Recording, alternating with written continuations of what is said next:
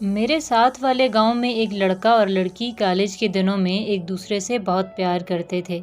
وقت گزرتا گیا اور ان کا پیار اور بڑھتا گیا۔ ایک دن لڑکے نے لڑکی کے گھر رشتہ بھیجا جسے لڑکی کے گھر والوں نے یہ کہہ کر ٹھکرا دیا کہ ہم کسی ایسے لڑکے کو لڑکی نہیں دے سکتے جو اچھا کام دھندا نہیں کرتا ہو۔ لڑکی کے حد درجہ اصرار کرنے کے بعد بھی اس کے گھر والے نہیں مانے۔ دن گزرتے گئے اور لڑکے اور لڑکی ایک دوسرے کے قریب سے قریب تر ہوتے گئے۔ لڑکی گھر والوں سے چھپ کر گھنٹوں بات کرتی رہتی، آنے والے ہر رشتے کے لیے انکار کرتی رہی، اور دوسری طرف لڑکا اس کے علاوہ شاید ہی کسی کے لیے سوچتا ہو۔ وقت کے ساتھ ساتھ چلنے والا رشتہ کالج سے موبائل اور موبائل سے اب رات کی ملاقاتوں تک پہنچ گیا۔ کہتے ہیں کہ جب لڑکا اور لڑکی اکیلے میں ہوں تو تیسرا ان کے درمیان شیطان ہوتا ہے، اور یہ شیطانیت تھی یا ہوس، جو بھی تھا ان سے وہ گناہ سرزد ہو گیا، جو شاید ہمارے معاشرے میں گناہ کم اور بے عزتی زیادہ سمجھا جاتا ہے۔ ان کے درمیان ہونے والی ہر ملاقات کی مکمل فوٹیج لڑکا اپنے موبائل میں لڑکی کی رضامندی سے اپنے پاس رکھتا۔ ایک دن لڑکے کی قسمت کا فیصلہ ہوا اور یوکے میں رہنے والے کسی رشتہ دار نے اس کو وہاں کے لیے ویزا بھیجا۔ لڑکے اور لڑکی دونوں کی خوشی کی انتہا نہ رہی۔ خیر کچھ وعدے اور قسموں کے بعد لڑکا چلا گیا۔ اسے وہاں گئے ہوئے آج 5 ماہ ہو گئے تھے، لیکن نہ اس کا کوئی کال آیا نہ ہی کوئی پیغام۔ ادھر لڑکی کے گھر والوں اور بھائیوں نے لڑکی پر زور ڈالنا شروع کر دیا کہ وہ شادی کیوں نہیں کر رہی۔ آخر ایسی کیا وجہ ہے کہ ہر رشتے کے لیے وہ انکار کرتی ہے؟ لیکن وہ کیا جواب دیتی کہ ایک ایسے شخص کا انتظار کر رہی ہے جو اسے خواب دکھا کر اپنی ہوس پوری کر کے چلا گیا، جسے گئے ہوئے 5 ماہ ہونے والے ہیں اور رابطہ کرنا تک مناسب نہیں سمجھا، یہ تک نہ پتہ کیا کہ وہ کس حال میں ہے۔ گھر والوں کے لیے اب وہ نفرت کا باعث بنتی جا رہی تھی۔ اب وہ زبان کی جگہ اپنا ہاتھ تک اٹھانے سے گریز نہیں کرتے تھے۔ وہ کئی دن بھوکی رہتی، لیکن کسی کو اس سے کوئی غرض نہیں تھی۔ میں خود ایک لڑکی ہونے کے ناطے یہ سمجھ سکتی ہوں کہ ایک عورت کب تک یہ ذلت برداشت کرتی ہے۔ ہر آنے والا دن اس کے لیے ایک نئی قیامت کا پیغام لے کر آتا ہے۔ اس کے انتظار کو 10 ماہ گزر گئے۔ اس کے ذہن میں ہمیشہ یہ بات ہوتی، وہ مجھے ایسے نہیں چھوڑے گا۔ ایک دن اس کے والد کو ہارٹ اٹیک ہوا، اسے اسپتال لے جایا گیا اور اس بات کے سارے تانے اسے دیے گئے کہ اس کی وجہ سے یہ سب کچھ ہوا ہے۔ لیکن وہ کرتی بھی تو کیا کرتی؟ ایک طرف اس کے اپنے گھر والے تھے اور دوسری طرف اس کی ساری خوشیاں۔ وہ ایک انجانی دنیا میں غائب ہوتی جا رہی تھی۔ ایک دن اسے اس لڑکے کی کزن ملی اور اس نے اسے بتایا وہ تو ہر روز گھر کال کرتا ہے اور وہ تم سے شادی نہیں کرے گا، اس کی تو کسی اور سے بات چل رہی ہے۔ یہ الفاظ اس کے لیے کسی قیامت سے کم نہیں تھے۔ اسے ایسے لگا جیسے اس کے پاس کوئی زوردار بم دھماکہ ہوا ہو۔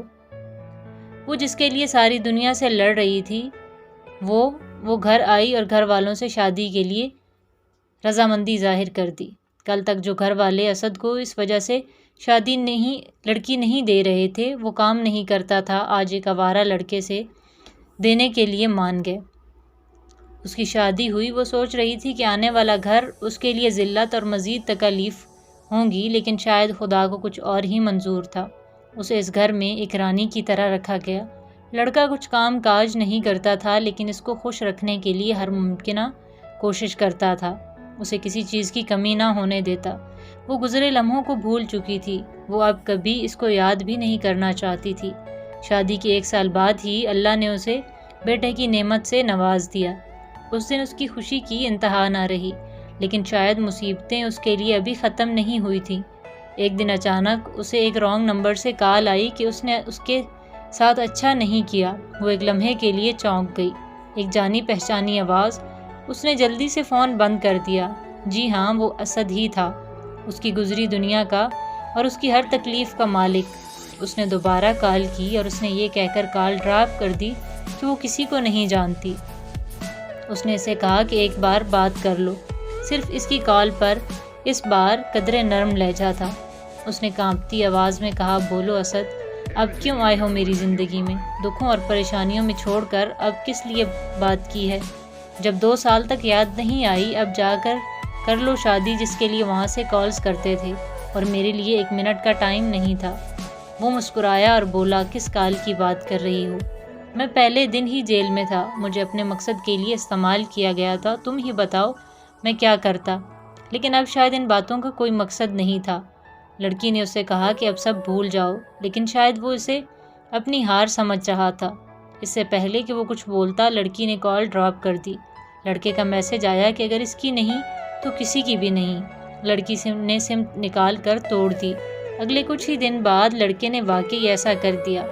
اس کی ساری تصاویر اس نے انٹرنیٹ پر دے دی اور ساتھ میں اس کے خامد کو بھی دکھا دی۔ یہ دیکھتے ہی اس کا خامد، جو اس کے لیے اپنی جان دینے کے لیے تیار تھا، جان لینے پر آ گیا۔ اس نے اسے طلاق دے دی۔ اس کی زندگی برباد ہو گئی۔ وہ کسی کو منہ دکھانے کے قابل نہیں رہی۔ وہ اپنے گھر تو نہیں جا سکتی تھی۔ اس نے اپنی ایک خالہ کے گھر کا رخ کیا اور ساری بات بتائی۔ اس کی قسمت اچھی تھی کہ اس کے خالو نہیں تھے اور اس کی خالہ نے اسے اپنے پاس رکھ لیا۔ وہ وہاں اپنے بیٹے کے لیے تڑپتی رہتی اور دن رات روتی۔ ایک ماں کے لیے اپنی اولاد سے الگ ہونا کیسا ہوتا ہے، یہ کوئی ماں ہی سمجھ سکتی ہے۔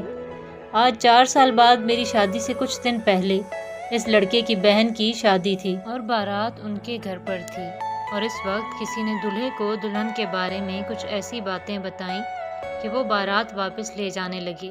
لڑکی کے گھر والے اس کی منتیں کرتے رہے، لیکن شاید قسمت کو کچھ اور ہی منظور تھا۔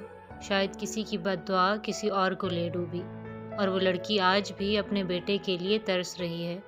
شاید کسی اور کا ساتھ ہی اس دکھ کو کم کر سکتا ہے، لیکن اب اس سے شادی کرے گا کون؟